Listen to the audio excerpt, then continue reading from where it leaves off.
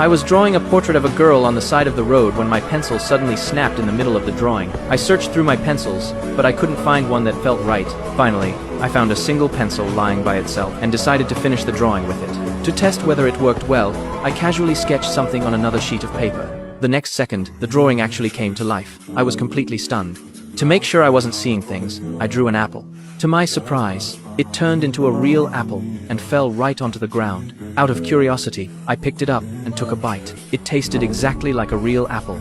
I stuffed the rest into my pocket and hurried to find my friend so I could tell him everything. I pulled out the half-eaten apple and told him I had drawn it myself and that it had actually turned into a real object. But as usual, he didn't believe me. He even told me to go have my head examined. To prove I wasn't lying, he asked me to draw a gold bar.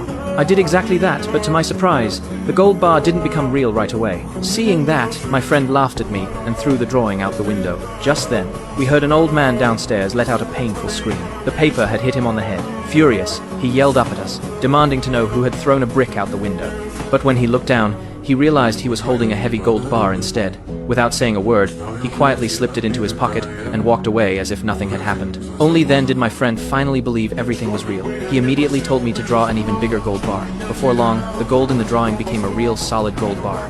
We were both so shocked that neither of us could say a word. Then my friend said we also needed cash. He snatched the pencil from my hand and wrote down a string of numbers, 200 million. But no matter how many times he wrote it, the numbers stayed nothing more than numbers. I took the pencil back and skillfully drew stacks of cash instead.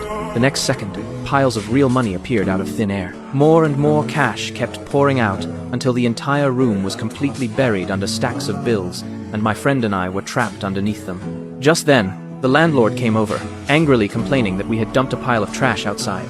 He was about to drag me out for a scolding, but the very next second, my friend and I walked out dressed like wealthy millionaires.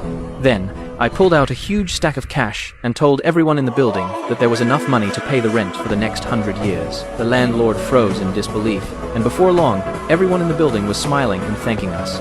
Later, we began using the magic pencil to build homes for people in poor neighborhoods. It wasn't long before our story spread throughout the entire city, and posters of us were everywhere. We went from struggling just to survive to living like royalty. Our lives had been completely transformed. Even then, we never used the magic pencil to satisfy our own selfish desires. We only used it to do good and help people who truly needed it. So, if you had a magic pencil like this, what would be the first thing you'd draw?